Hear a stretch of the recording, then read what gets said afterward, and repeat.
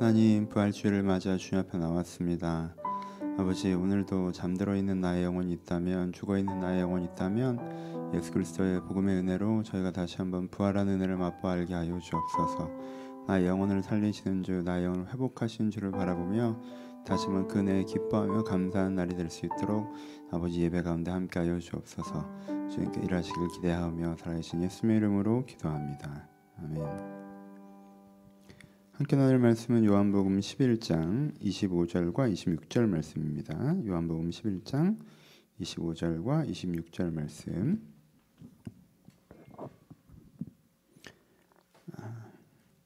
영상으로 보시는 분들 오늘 본문을 찾아주시면 좋겠고요. 25절과 26절 말씀 제가 봉독해 드립니다. 예수께서 이르시되 나는 부활이요 생명이니 나를 믿는 자는 죽어도 살겠고 무릇 살아서 나를 믿는 자는 영원히 죽지 아니하리니 이것을 너희가 믿느냐. 아멘. 안녕하세요. 안녕하세요. 오늘은 부활주일입니다. 부활주일 아직 온라인 예배여서 특별한 행사들은 없지만 오늘 예배 끝에 좀 부활의 은혜에 대해서 기도하는 시간 가지려고 합니다. 그러니 오늘은 주변을 조금 정돈하시고 온라인 예배 드리시지만 기도하는 시간 예배 끝에 조금 더 집중해서 가질 수 있었으면 좋겠습니다. 오늘 본문은 요한복음 11장 17절에서부터 44절까지입니다. 근데 오늘 읽기는 중간 부분만 읽었고요. 읽어가면서 좀 설명을 하도록 하겠습니다. 나사로라는 사람이 있었습니다. 나사로와 두 누이가 있었는데 예수님께 특별히 사랑하는 가족이었어요. 이들을 사랑하셨습니다. 그런데 나사로가 죽어가고 있었어요. 그래서 그 소식을 예수님께 전했습니다. 예수님께는 그 소식을 들으셨는데 곧장 나사로에게 이동하지 않으셨어요. 소식을 들으시고 이틀이나 더 그곳에 거하시다가 이동하셨습니다. 물론 이틀 거하시고 이동하셨으니 그래도 죽은 지 3일째 되었기 때문에 아마 듣자마자 이동하셨다 하셨더라도 돌아가신 첫날 정도에 도착을 하셨겠죠. 그러니까 아마 죽음의 장면 놓치셨을 거예요. 그런데도 불구하고 3일째 오셨다는 건 이 마리아나 마르다 입장에는 좀 섭섭한 일이었어요. 만약에 예수님께 소식이 빨리 닿았다면, 그래서 예수님께 최선을 다해서 오셨다면 어떻게 살릴 수 있지 않았을까? 왜냐하면 예수님이 병을 치료하시는 능력이 있다는 건 둘 다 믿었기 때문에, 그렇죠? 그리고 혹시 그랬다 할지라도 그렇게 달려오셨으면 감사하잖아요, 그렇죠? 뭔가 우리를 사랑하시는 예수님이 어떤 면에서 최선을 다해서 오셨어요. 근데 위독하다는 소식을 전했는데도 불구하고 일정 다 하시고 장례 끝나가는데 오시니까 벌써 다 발인까지 한 거잖아요. 어떤 의미에서 그렇죠. 3일 차에 오시니까 좀 섭섭한 마음이 있었겠죠, 그렇죠. 그래서 예수님께서 오시니까 마르다가 가서 뭐라고 그래요? 마르다가 예수께 여짜오되 주께서 여기 계셨더라면 내 오라버니가 죽지 아니하였겠나이다 라고 얘기합니다. 섭섭한 마음을 표현하죠. 예수님께서 여기 계셨으면 우리 오라비가 나사로가 안 죽었을 텐데요. 예수님 병치료를 하시니까 좀 아쉽습니다. 그런데 섭섭함이 묻어있죠. 그렇죠? 근데 마르다만 그런 게 아니에요. 마리아도 마찬가지입니다. 아래 구절에 보시면요. 마리아가 예수 계신 곳에 가서 배웠고 그 발에 엎드려 이르되 주께서 여기 계셨더라면 내 오라버니가 죽지 아니하였겠나이다 하더라 라고 마리아도 똑같이 얘기합니다. 그분에 대한 아쉬움을 표현해요. 물론 마리아와는 대화가 길게 나와 있지는 않습니다. 마리아가 울고 예수님도 같이 울어주시죠. 마르다와의 대화를 보시죠. 그러니까 마르다는 그렇게 얘기한 다음에 좀 예의 바른 사람이었거든요. 한마디를 더 붙여요. 그러나 난 이제라도 주께 무엇인지 하나님께 구하시는 것을 하나님이 주실 줄을 아나이다 라고 얘기해요. 그러니까 섭섭해요. 근데 이제라도 지금부터라도 도와줄 걸 알아요. 이렇게 이제 이쁘게 말을 붙이죠. 그랬더니 예수님께서 이르시되 내 오라비가 다시 살리라라고 하셨어요. 굉장히 심플하게. 아마 마르다는 예수님의 대답을 예상하기, 우리가 대화라는 걸 할 때 예상이라는 걸 하잖아요. 내가 이렇게 얘기하면 이렇게 얘기하겠지라는, 그렇죠? 그 대화 예상이라는 게 있는데 이렇게 내가 이렇게 얘기하면 예수님이 좀 미안하다 혹은 아쉽다 어떡하니 이제라도 내가 할 수 있는 걸 해줄게 이런 걸 기대했겠죠. 그래서 섭섭해요. 그런데 이제라도 하실 걸 믿어요라고 얘기한 거니까, 그렇죠? 그럼 당연히 원하는 리액션은 미안하다, 아쉽다 나도. 근데 내가 도울 수 있는 걸 도울게.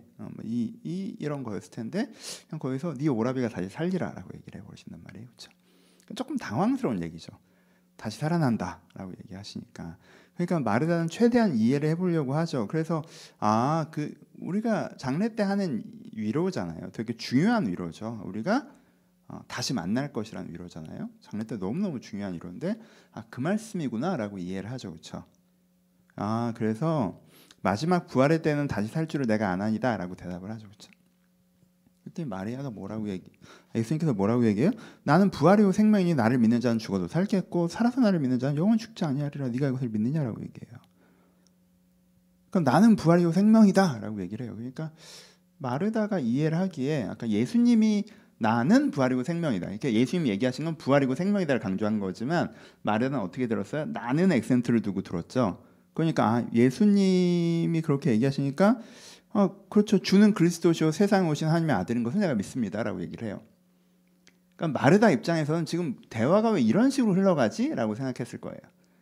나는 예수님 섭섭해요. 뭐 지금이라도 저희를 좀 챙겨주세요라고 했으니까 그래 뭐 이렇게 흘러갈 줄 알았는데 갑자기 예수님께서는 얘가 다시 살아난다 그러고 알아요. 저 믿어요. 나 다시 만날 천국의 소망을 저 믿어요. 라고 얘기했는데 난 부활이고 생명이다라고 하셔서 그럼요. 저 예수님 그리스도신 거 믿어요. 라고 하니까 뭔가 이 타이밍에 이 대화가 맞나? 라는 생각도 들었을 것 같아요. 그렇죠? 그리고 예수님께서 마리아랑 비슷한 대화를 하시고 물론 말을 길게 하지 않으시지만 그 다음에 이제 나사로의 무덤 앞에 가시죠. 그리고 돌을 옮기라고 하시죠. 무덤에 굴을 옮겨라라고 하시죠. 매장 그 장례의 형태가 다른 거죠. 우리는 매장이죠. 우리는 땅에 묻습니다. 요즘 화장으로 많이 넘어갔지만 땅에 묻어요. 근데 거기서 어떻게 했어요? 굴에다가 집어넣죠. 그래서 긴 굴이 있으면 거의 한 구만 넣는 게 아니라 가족이 대대로 이제 들어간단 말이에요. 그 굴에.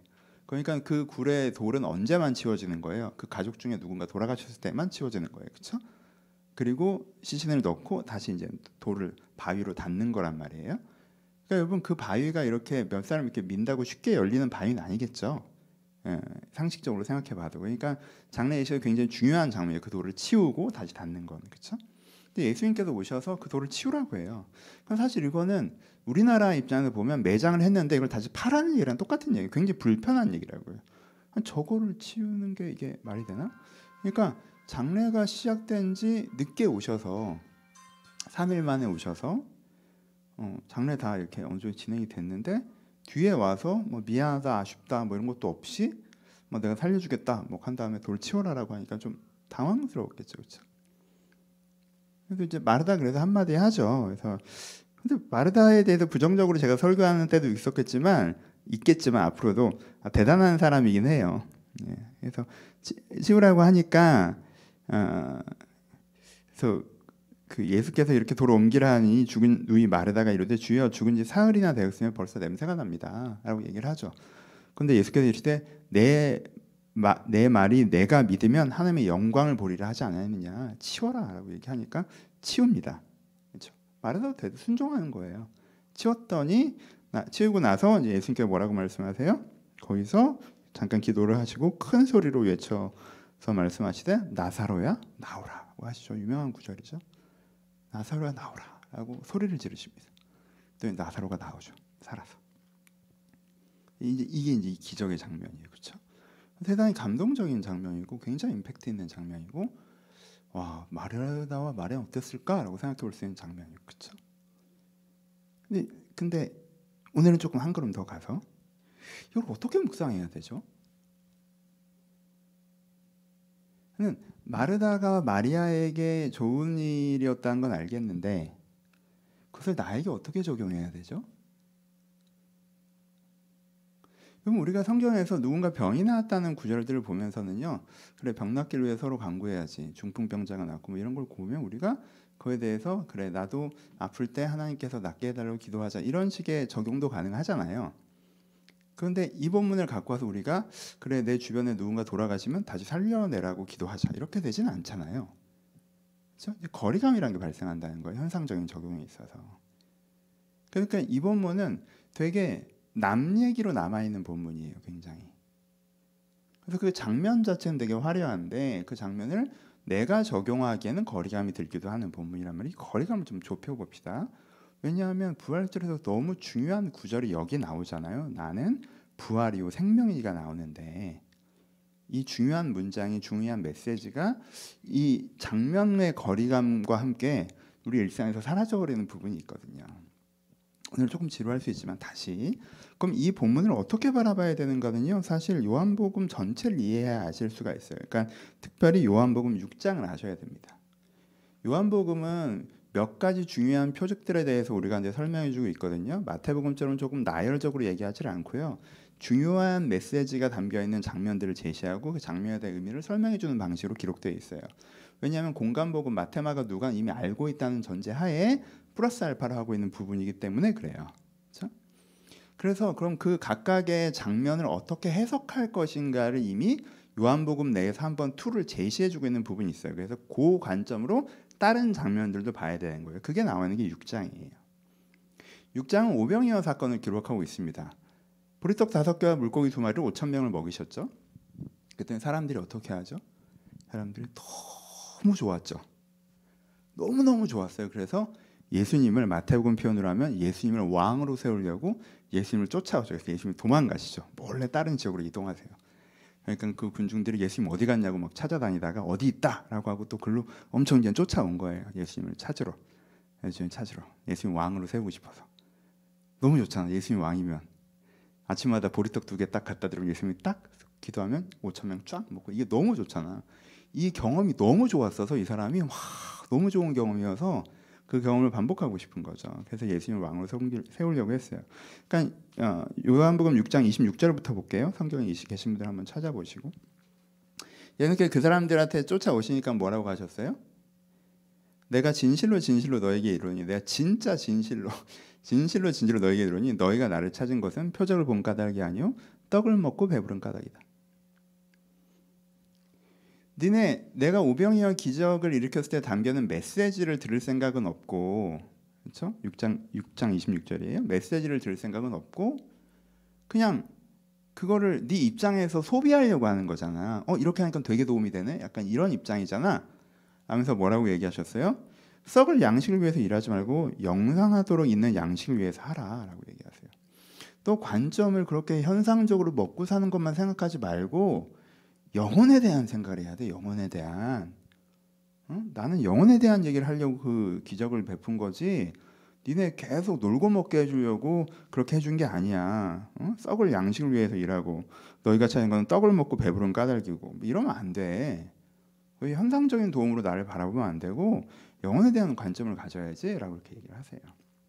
그러니까 그 사람들이 어떻게 얘기하냐면 그럼 하나님 이게 되게 재밌는데 28절에 이게 그냥 읽으시면 눈에 잘 들어줄 수 있는데 그들이 묻되 우리가 어떻게 하여 하나님의 일을 하오리까? 라고 얘기를 해요. 처음에 영혼에 대한 관심을 가지라고 했더니 저 그거에 관심이 있습니다. 우리가 어떻게 하나님 일을 할 수 있겠나요? 예수님. 그 다음에 나를 믿는 것이 하나님의 일이다 라고 얘기했더니 저희가 그러면 잘 믿으려면 표적을 좀 보여주셔야 될 것 같아요. 표적을 보여주세요. 예를 들어서 라고 뭐라고 얘기해요? 예를 들어서 31절에 기록된 바 하늘에서 그들에게 떡을 주어 몇 개 한것 같이 우리 조상들은 광야에서 만나를 먹었나이다 라고 얘기해요. 이 사람은 무슨 얘기하는지 알겠죠? 그러니까 예수님이 영적인 일에 관심을 가져라고 했더니 예수님 하나님 일을 하려면 어떻게 해야 될까요? 하나님 일을 하는 건 나를 믿는 게 하나님 일이야. 그럼 예수님을 믿으려면 표적이 좀 필요할 것 같아요. 예를 들면 40년 동안 내내 광야에서 만나가 내리는 표적 뭐 이런 거 있잖아요. 이 사람이 어떤 데로 갖고 대화를 끌고 왔는지 아시겠죠? 그러니까 옛날에 우리 조상들은 40년 내내 광야에서 매일매일 만나를 먹었잖아요. 그런 표적을 받고 하나님을 믿은 거잖아요. 그러니까 저희한테도 앞으로 매일매일 만나를 내리듯이 오병이어의 기적을 일으켜 주세요. 그러면 저희가 먹고 사는 것을 위해서 열심히 일할 필요가 없으니까 시간도 남아들고 그럼 그 시간에 하나님을 위해서 일하고 그럼 굉장히 아름다운 그림 아니에요? 라고 이 사람들이 나름대로 예수님을 설득할 논리를 갖고 온 거죠. 나름대로 성경을 기반해서. 그렇죠? 근데 예수님께서는 뭘 보시는 거예요? 그들의 중심을 보시죠. 그래서 뭐라고 얘기하세요? 그런 떡은 없고 그럼 오병이어의 떡 같은 건 안 줄 거고 무슨 떡을 줄 거야? 내가 생명의 떡이다라고 하시죠. 내가 생명의 떡이다라고 하세요. 거기서 내가 생명의 떡이다라는 건 예수 그리스도 말미암아 표상되는 거죠. 의미적으로 더 깊으면 하나님의 사랑. 그러니까 하나님의 사랑이 너희 영혼의 양식이 돼서 매일매일 나의 사랑을 받으면서 네 영혼이 바뀌는 게 너한테 정말 좋은 일이고 나를 통해서 네가 얻을 수 있는 일이지, 그렇지? 그런 일이지. 네 영혼이 바뀌는 거에 관심 없이 너 먹고 사는 거에 대해 도움만 받으려고 하는 거는 그거는 지금 내가 너한테 하려고 하는 메시지를 오히려 왜곡하고 방해하는 거야. 그런 식이면 내가 이런 기적 오히려 베풀 수가 없어라고 얘기하시는 거죠, 그렇죠? 포인트를 아시겠어요? 여기에 되게 이중적인 부분이 있어요. 그 사람들이 본 건 현상적인 거죠. 오병이어의 기적을 봤단 말이에요. 진짜 보리떡 5개 물고기 2마리로 사람들이 막 먹는 걸 봤어요. 근데 예수님께서 계속 뭐라고 하세요? 기적이 아니라 표적을 보라고 얘기하시죠. 그 현상을 보고 저런 식으로 먹을 걸 준단 말이야? 그러면 앞으로도 계속 먹을 거 도와달라고 하면 되겠네? 라고 보면 핵심을 보지 못하는 것이고, 저런 기적을 베푸시면서 예수님께서 이 기적의 퍼포먼스로 전하시는 메시지가 내가 생명의 떡이다, 내가 너희 가운데 양식이다, 내가 했던 설교가 사랑에 대한 설교였지 이 사랑이 너에게 영적인 양식이 된다고 얘기하는 거야 라는 걸 볼 수 있어야 된다고 얘기하시는 거죠, 그렇죠? 그러니까 이 관점이 예수님의 기적에 대해서 말씀하신 거라고 계속 얘기를 하고 있는 거예요. 그러니까 우리가 이게 되게 어렵게 생각하지만 어떤 면에서는 되게 간단한 거예요. 여러분 아이에게 선물을 준다고 생각해 보세요. 선물을 주면 물건만 전달돼요? 물건에 담기는 마음이 전달돼야 돼요? 제가 최근에 아들한테 굉장히 고가의 선물을 사줬어요. 상당히 제 입장에서 뭐 그렇게 비싼 건 아니지만 제 입장에선 고가의 선물을 사줬어요. 근데 이 친구가 내가 이걸 사주는 마음을 되게 읽고 있고 그 마음에 대해서 고맙다는 얘기를 나한테 해줬거든요. 그러면 저는 이 선물을 준 거에 대해서 굉장히 큰 보람이 있죠. 그리고 이렇게 계속 선물을 주는 거에서 그 다음번에 크게 개의치 않고 얘가 원하고 필요한 것이 있으면 줄 수 있을 거예요. 근데 저는 이 친구가 저한테 뭔가 선물은 아니고 저 필요한 걸 사달라고 하는데 그냥 너무 당연하게 아무런 생각 없이 무슨 ATM기에서 돈 뽑듯이 아빠 이거 결제해줘, 아빠 이거 결제해줘 이러던 기간이 있었어요. 그러니까 어느 지점에서 그건 이제 더 이상 안 하겠다라고 했어요. 뭔가 우리 관계가 잘못되어져 가고 있고 네가 이걸 대하는 태도가 잘못되어져 가고 있는 것 같다. 이렇게는 못하겠다라고 한 적이 있어요. 이것보다 그게 훨씬 더 적은 액수였어요. 근데 내가 그렇게 해주는 거에 대해서 이 친구가 마음을 전혀 느끼지 못하는 것 같고 그냥 당연하게 진짜 그냥 하늘에서 돈이 내리는 것처럼 생각하니까 그렇게는 안 되겠고 이건 훨씬 더 많은 액수지만 그게 된다고 생각하니까 그거에 대해서는 충분히 이게 단지 선물이 아니라 커뮤니케이션이었다고 내가 인지가 되는 거죠. 그렇죠? 하나님과 우리 사이도 마찬가지죠. 내가 무엇인가를 해줄 땐 그 마음까지 전달되고 어떤 면에서는 그 현상보단 마음이 전달되고 마음이 남아있길 바라죠. 하나님 입장에서는 마음은 전달되지 않고 얘가 선물만 쏙쏙 받아가고 자꾸 그런 걸 나한테 챙기려고만 한다고 생각하면 이걸 주는 게 오히려 얘한테 해롭구나 라고 생각해야 되는 지점들이 생기시겠죠. 그렇죠? 그 관점에서 뭘 봐야 돼요? 오늘 나사로 사건을 보는 거죠. 그럼 나사로 사건도 마찬가지죠. 오병이어 사건이 실제 만들어진 게 떡이지만 그 떡이 생명의 떡을 의미하는 것처럼 사랑을 통한 영혼의 지속적인 성장을 얘기하는 것처럼 오늘의 부활도 실제 나사로라는 한 사람이 살아나는 거지만 뭐예요? 우리의 영혼의 부활에 대해서 얘기하시는 거죠. 그러니까 누군가 이 장면을 경험하고 예수님 가시는데 붙잡고 예수님 우리 동생도 이틀 전에 죽었는데 걔도 좀 살려주세요라고 얘기하면 예수님께서는 똑같이 얘기하실 거예요. 넌 지금 무슨 일이 벌어지고 있고 내가 무슨 일을 한 건지 전혀 이해를 못했구나라고 얘기하실 거예요. 그렇죠? 그건 오병이어의 기적을 듣고 쫓아와서 예수님 왕을 세우려고 했던 사람이랑 똑같은 거니까. 우리가 2000년의 공간을 넘어서 예수님께서 환자들을 고치셨으니까 네 병도 다 나을 거야 라고 얘기하거나 예수님께서 경제 문제를 해결했으니까 네 인생에도 오병이어의 기적을 일으키실 거야 라고 얘기하거나 이렇게만 얘기하면요 틀릴 때도 있고 맞을 때도 있어요. 그 영적인 맥락을 갖고 하는 것이라면 그건 맞는 얘기고 그 사람에게 적용될 수도 있지만 그걸 단지 현상적으로 하는 거라면 그걸 그냥 믿습니다 이렇게 성경에서 이렇게 했으니까 이렇게 또 될 걸 믿습니다 라고 하는 건 사실은 전혀 다른 얘기가 될 수 있다는 거죠. 오병이어의 기적을 일으킨 것을 보고 예수님을 따라갔던 사람들은 예수님께서 또 그것을 기적을 일으키다는 걸 100% 믿었어요. 하지만 예수님께서는 그걸 믿음이라고 하시지 않으시죠. 그러니까 그 일을 할 수 있는 능력치가 있느냐를 믿는 건 믿음이라고 얘기하지 않아요. 믿음이라고 하는 건 하나님께서 어떤 분이시고 어떤 마음으로 무슨 일을 하고 계신가 라는 이 전체 맥락을 내가 이해하고 따라갈 수 있는 것을 믿음이라고 얘기하는 것이지. 그렇죠? 그럼 그런 본문으로 오늘 본문을 봐야 됩니다. 아주 쉬운 얘기고 간단한 얘기인데 일부러 한 번은 정리하고 싶어서 성경 본문을 좀 성경 공부처럼 길게 말씀을 드렸어요. 그래서 하지만은 길게 이해가 되고 맥락이 이해되면 같은 단어 얘기도 깊이 다가오는 게 있기 때문에 말씀드린 거예요. 그럼 그래서 오늘 본문은 우리 가운데 뭐라고 말씀하시는 거예요? 지금 우리 영혼이 다시 살아날 수 있다라고 얘기하시는 거죠. 나는 부활이요 생명이니. 지금 네 안에 잠들어 있고 죽어 있는 영혼이 지금 다시 살아날 수 있다라고 말씀해주고 계시는 거예요. 영혼권에 대한 얘기, 영혼의 부활에 대한 이야기를 하고 계시는 것입니다. 오늘 부활절입니다. 여러분, 어떤 분들은 부활절하면 2000년 전에 그 사건에 대해서 그 사건의 역사적 사실성을 믿는 것이라고 생각합니다. 그것도 맞죠. 하지만 그렇게까지 중요하진 않아요. 어떤 분들은 부활절이라고 하면 내세적 천국의 미래에 대해서 얘기하는 거라고 말씀하시기도 하면 그것도 맞죠. 하지만 부활절의 핵심은 거기에 있진 않아요. 예수님께서 부활이요 생명이라고 얘기하셨을 때는 과거의 사건이나 미래의 예상이 아니라 지금 이 순간 내 영혼이 살아나는가에 대한 얘기를 하시는 거예요. 그게 부활절의 핵심이고 부활절의 핵심 메시지입니다.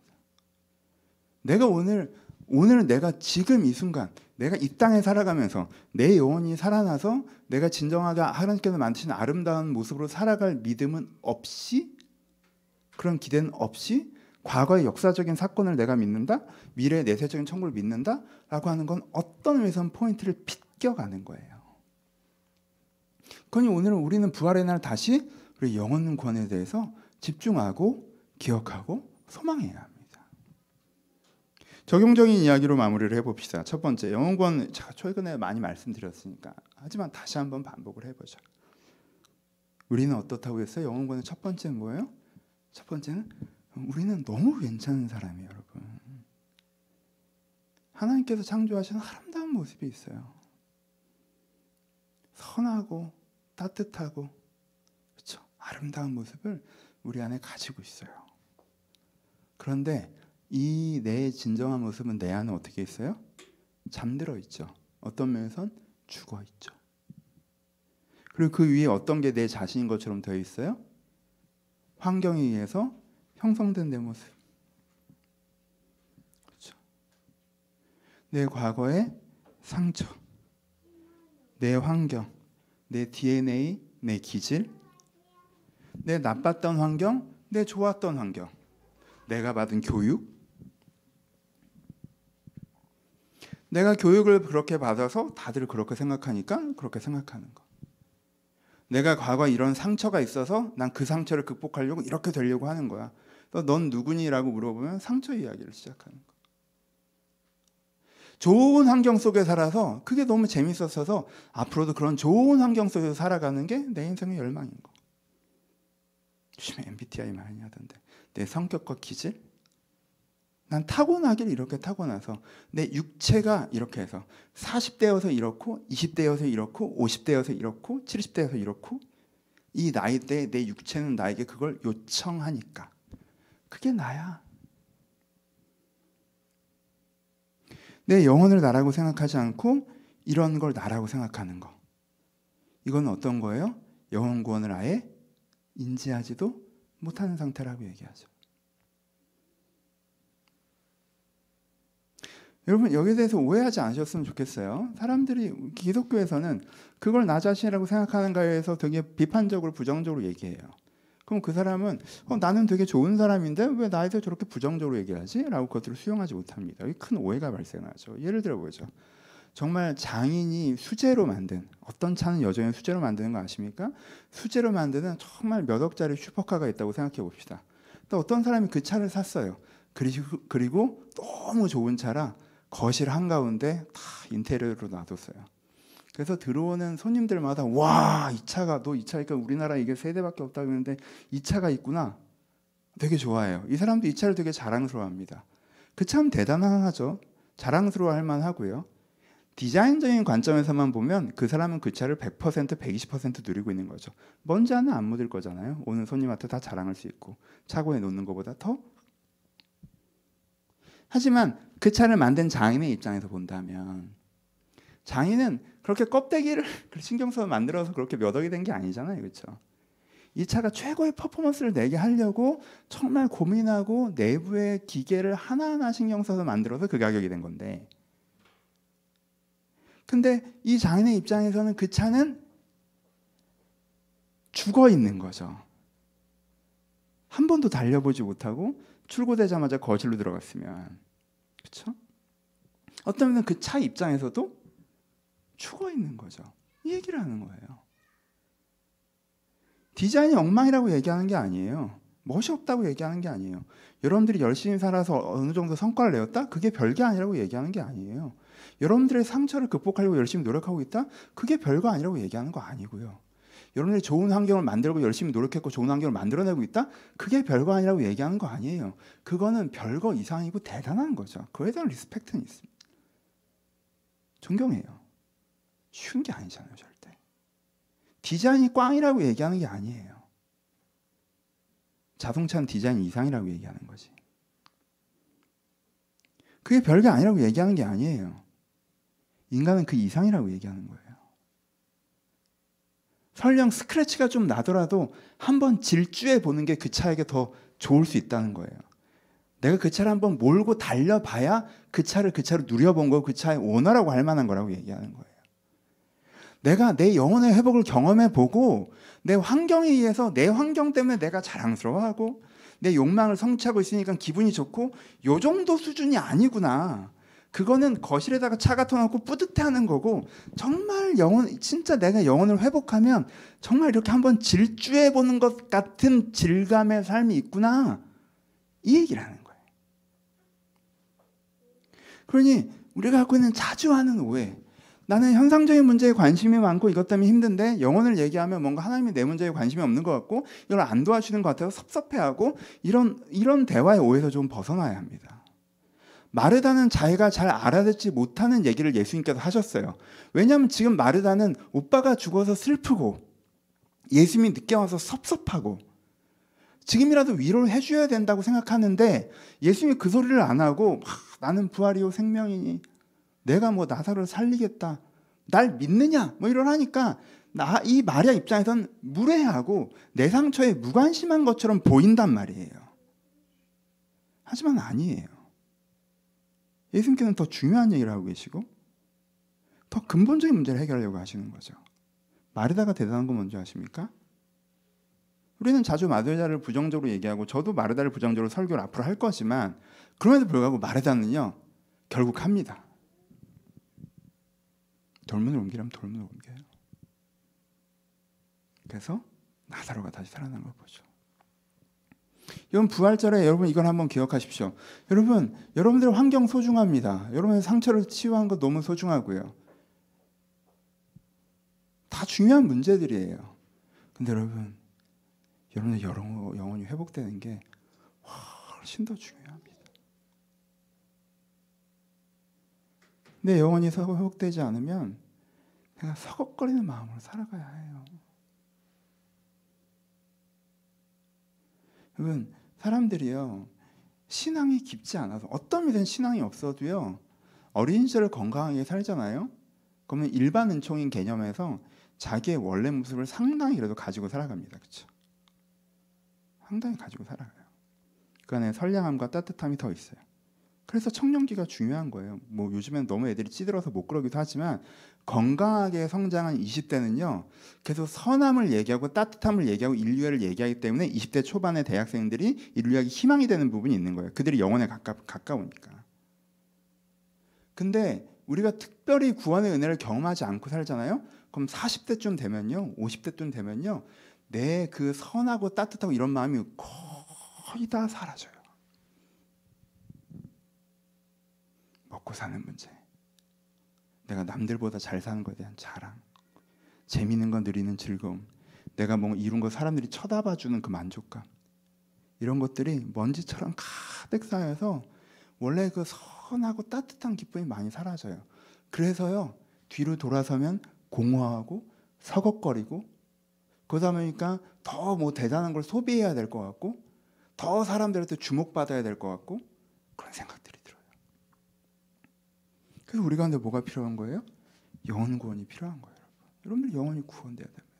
내 영혼이 회복되면 오히려 그런 것들보다 가장 중심적인 문제가 회복되었기 때문에 느끼는 만족감, 우리가 경험하게 돼요. 한 걸음 더. 어떤 사람은 자기에게 영혼이 있다는 걸 알아요. 영혼이 회복돼야 된다는 것도 알고. 근데 그렇게 돼야 되는데 이렇게 돼버렸어 라는, 제가 자주 하는 표현, 현재 완료형 표정에서 많이 봐요. 여러분들이 되게 믿음 있게 보이지만 되게 믿음 없는 표현 중에 하나가 뭔지 아세요? 그러니까 첫 번째보다는 신앙이 좋은 건데 약간 애매한 거. 목사님, 제가 옛날엔 이렇게 신앙이 좋았는데요, 이렇게 돼버렸어요. 제가 10년 전, 20년 전 이렇게 신앙이 좋았는데요, 이렇게 돼버렸어요.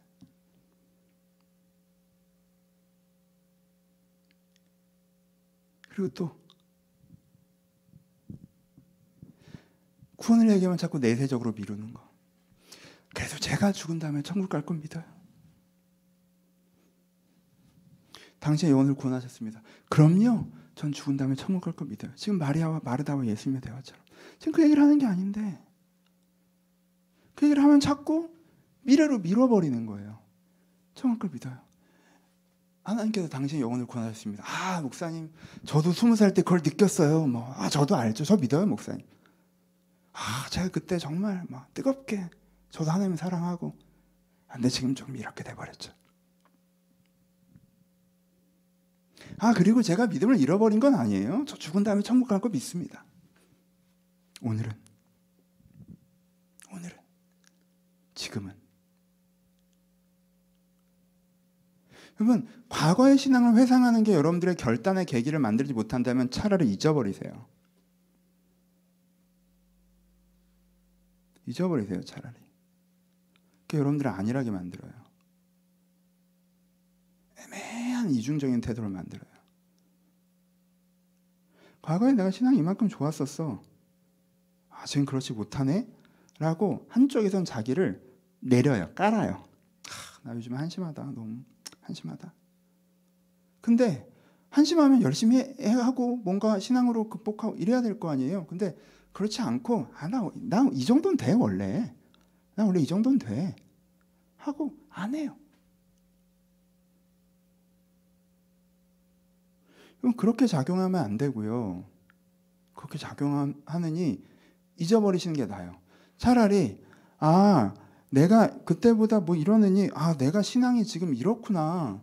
나 좀 더 잘 믿어보고 싶어. 이런 진짜 초신자의 마음, 성장하는 자의 마음, 오늘 은혜 받고 내일 변화되고자 하는 자의 마음을 가져야 되는데, 여기서 이렇게 됐다고 했으니까 뭔가 다 끝나버린 것처럼, 그리고 옛날 잔나갈 때를 회상하는 것처럼, 신앙 회복하라고 해도 그때 거를 복원하려고 하는 것처럼. 여러분들이 20살 때 신앙 되게 좋으셨던 거겠죠.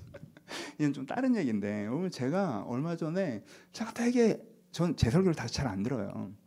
근데 제가 되게 애정하는 설교가 있는데, 근데 그걸 다시 들었던 적은 없고, 그 설교 때 받은 은혜가 있어서 요즘에 사사기 하니까 에훗 설교를 제가 되게 좋아하거든요.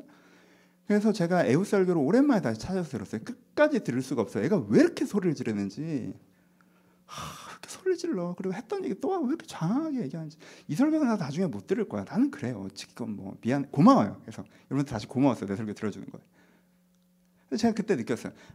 내 기억에 내가 그때 느꼈던 영적 만족감 때문에 내가 신앙이 좋았다고 느끼지만, 지금 돌아보니까 에훗 본문을 내가 그렇게까지 충실하게 보지 못하고 있었더라고요. 그때부터는 공부를 좀 더 했으니까.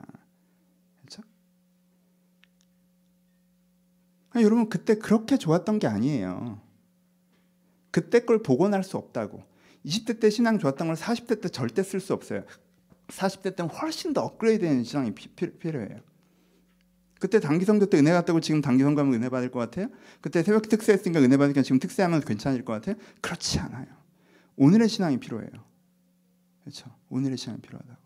이건 좀 잔소리 같은 얘기였고 죄송해요. 돌아와서 우리가 하는 실수가 뭐예요? 제가 하는 실수. 자꾸 오늘 변화되고 오늘 구원하시려고 하시는데 어제와 내일로 이걸 던지는 거예요.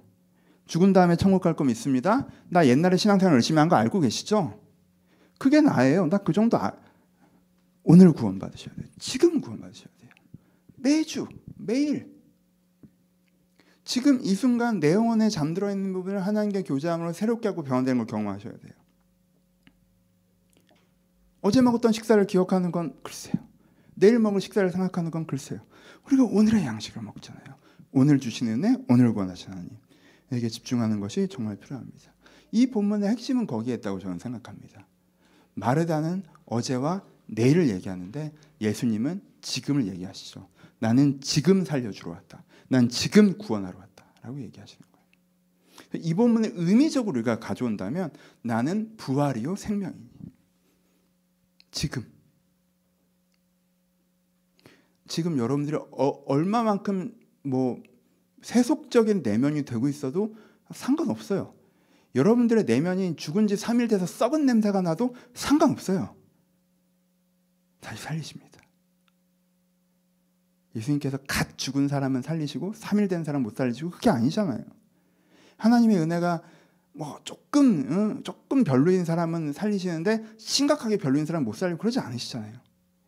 옛날에 20살 때는 살리셨는데 지금 못 살리는 거 아니잖아요. 여러분 마음 가운데 지금의 나는 하나님께서 못 바꾸신다는 마음, 여러분들이 삶에서 느꼈던 어떤 실망감이나 매너리즘 때문에 지금의 나를 하나님께서 변화시키지 못할 거라고 생각하는 마음에서부터 벗어나셔야 돼요. 하나님께서 지금 나를 살리십니다. 지금 나를 바꾸시고요. 지금 나를 새롭게 하십니다. 그래서요, 나사로야 나오라는 이 말씀은 지금 나에게 하시는 말씀이기도 해요. 나사로야 나오라. 예전에 이 말씀을 가지고 정말 울면서 기도했던 적이 있습니다. 내가 나를 제한하고 있었던 부분에서부터 내 상처의 동굴에서 죽어있고 내 환경의 동굴에서 죽어있고 내 욕심의 동굴에서 내 상황의 동굴에서 거기 죽어있는, 그래서 원래의 내가 회복되지 못하는, 그때 하나님께서 나에게 얘기하세요. 나사로야 나오라. 돌문을 치워라. 내가 살려줄 테니까. 복잡하고 어렵고 내가 이래서 이런 내적인 문제가 있고 환경이 이래서 이런 문제가 복잡하고 여러분 진짜 복잡할 때 여기 와서 무릎 딱 꿇고 1시간 기도했는데 다 바뀌어. 아무것도 안 바뀌었는데 다 바뀌어. 내 중심이 바뀌니까 다 바뀌어요, 여러분. 그게 영혼 구원의 은혜예요. 이거 해결되고 저거 해결되고 그런 선이 있죠. 얘기하죠. 행복의 라인이 있다고. 하나님께서 여러분 인생에 섬세하게 개입해서 해결되는 부분이 있어요. 내가 영혼권을 받아도 다시 그 문제 하나님과 함께 들어가야 돼요. 하지만 여러분 영혼에 대한 얘기를 하는 거예요. 내가 정말 하나님의 은혜 가운데 내 영혼을 소생시키는 은혜에 딱 진입하면 나머지는 그렇게까지 중요하지 않아요. 이걸 경험한 사람들이, 이걸 계속 경험하고 있는 사람들이 부활절에 셀러브레이션을 하는 거예요. 하나님 부활절입니다. 매주, 매달, 매년 내 인생을 다시 살리고 계시는, 너무 감사합니다. 우리 이런 부활절이었으면 좋겠어요. 우리 각자의 집에 있지만 이렇게 지킬 수 있잖아요. 그럼 하나님께 기뻐하실 거예요. 이렇게 중요하지 않다는 얘기는 아니에요. 근데 올해는 이걸 강조하니까, 나중에 또 다른 걸 강조하겠지만 올해는 이걸 강조하니까 그냥 액센트를 둬보면, 그러니까 부활절에 너무 2000년 전에 예수님께서 사셨고 그 얘기를 너무 반복하는, 너무 우리 죽은 다음에 부활에 대해서 반복하는 건 저는 부활절 액센트는 조금 안 맞다고 생각해요. 그것도 너무 중요하지만 부활절 액센트는요, 지금 여기 우리와 함께 하시는 하나님이 지금 내 영혼을 살리심에 대해서 기뻐하는 날입니다. 여러분들에게 그 기쁨이 있으셨으면 좋겠고 오늘 그 기쁨을 초대하셨으면 좋겠습니다. 말씀을 마치겠습니다. 다시 한번 복음을 전합니다. 여러분 좋은 음식을 먹으면 몸에 좋죠. 여러분 기도하고 나쁜 음식 먹는다고 건강해지지 않아요. 음식은 여러분들이 알아서 하셔야 되겠죠. 좋은 음식을 먹으면 몸이 좋아요. 돈이 많으면 생활이 좋죠. 여기에 대해서 의심하지 마세요. 돈이 많으면 생활이 편합니다. 그렇죠? 생활이 좋아요. 돈이 없으면 생활이 불편하죠. 좋은 인간관계가 있으면 정서에 좋습니다.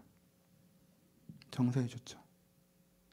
좋은 일을 만나면, 내 인생에 좋은 기회를 만나면 열정이 생기죠. 그렇죠? 내가 뭔가 재능도 있고 이것도 있는데 내가 하기 싫은 일만 하고 뭔가 먹고 살면 이러면 사람이 답답하거든요. 약간 뭔가 내 재능을 한번 불태우고 싶거든. 하나님께 주는 은사와 소명이라는 게 있으니까. 그렇죠? 그러니까 좋은 기회, 의미 있는 일 이런 것도 너무너무 좋아요. 원인과 결과라는 것들이 있어요. 그렇죠? 다 좋은 거예요. 다 좋은 거예요. 그런데 뭐 얘기하는 거예요?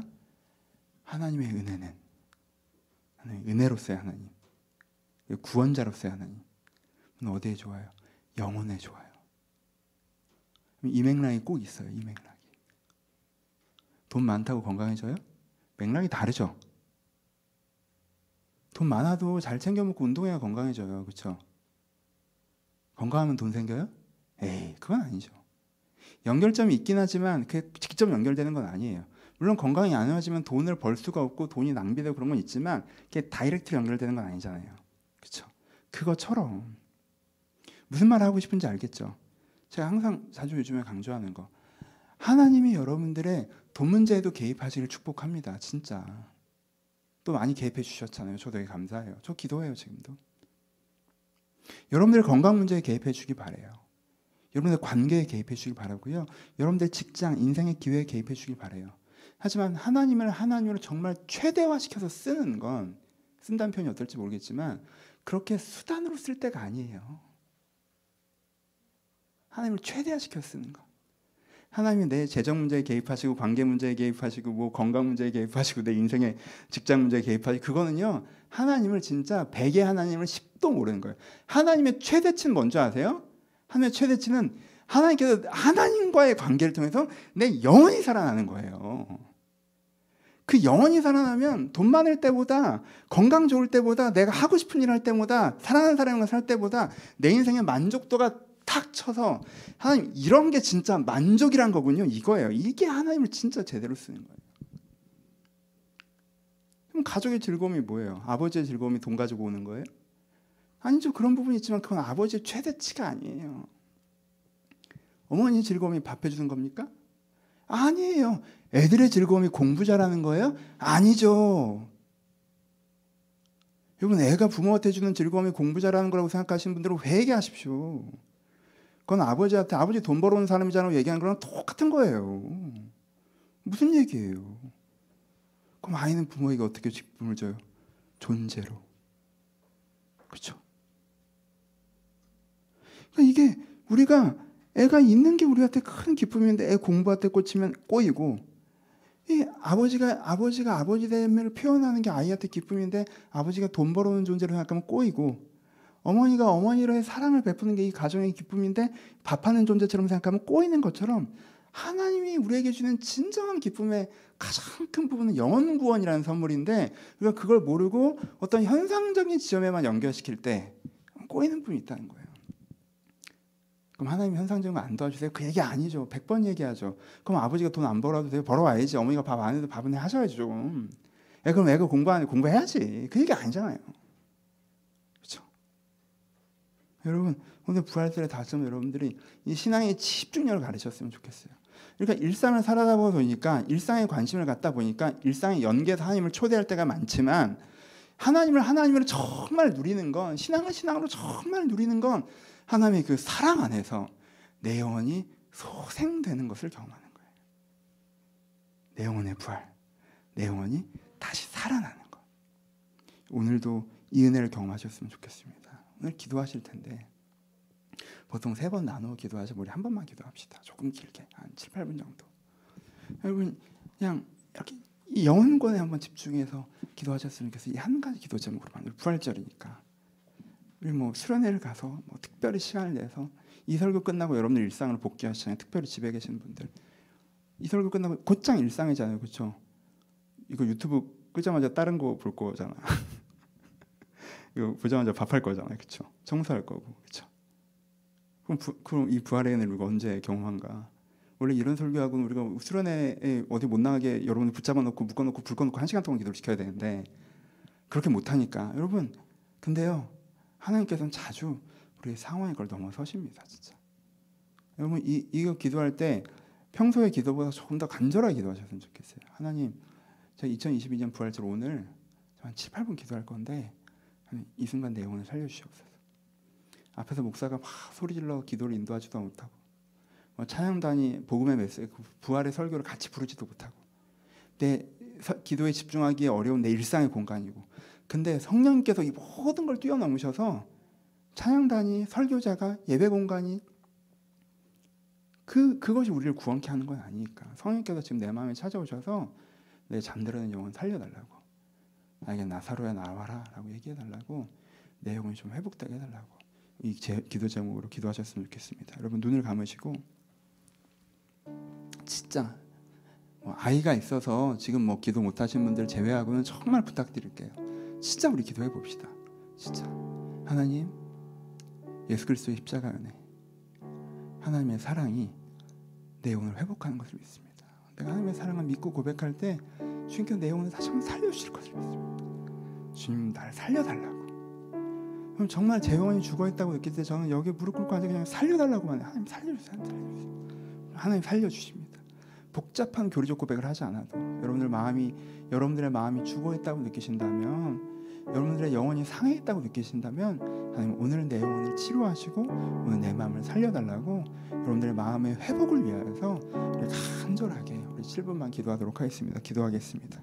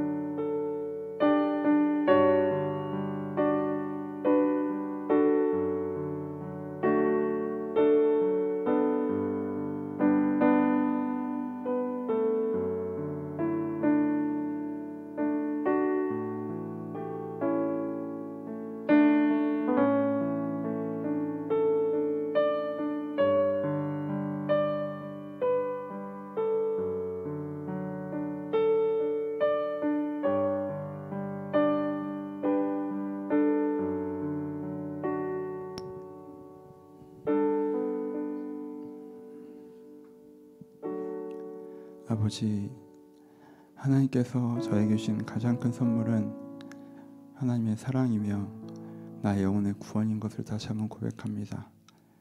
아버지, 저희가 어리석을 때 이것보다 다른 무엇이 더 큰 선물인 것처럼 생각한 적이 있었는데 지금 돌아보니, 지금 깨달으니 나의 영혼을 구하신 것이, 그래서 내가 진정한 나로 살아갈 수 있게 된 것이, 마음의 먼지를 털어낼 수 있게 된 것이 내가 받은 가장 큰 선물이며 가장 큰 은혜임을 주 앞에 고백합니다.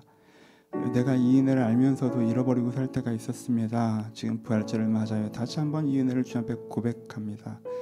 영혼의 회복을 소원합니다. 하나님, 오늘도 각 성도들 가운데 찾아가셔서 나사로야 나오라고 말씀하신 것처럼 우리의 이름을 부르시며 네가 무너진 곳에서, 죄된 곳에서 나오라고 말씀해 주시고, 저희가 그 말씀을 들을 때 저희 영혼이 소생되어져서 하나님을 향해서, 원래의 내 모습을 향해서 나아갈 수 있도록 한 사람 한 사람 가운데 은혜를 허락하여 주옵소서. 아버지, 부활절입니다. 저희가 함께 모여 거대한 예배로, 화려한 예배로 드리지 못하구나.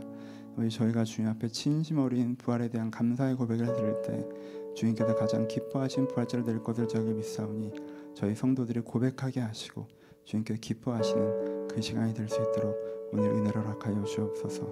주님께 오늘 함께 하심에 감사드리오며, 이제 우리 주 예수 그리스도의 은혜와 하나님 아버지의 사랑하심과 성령님의 교통하심이 부활을 믿는 모든 자들 가운데 이제부터 영원토록 함께 있을지어다. 아멘.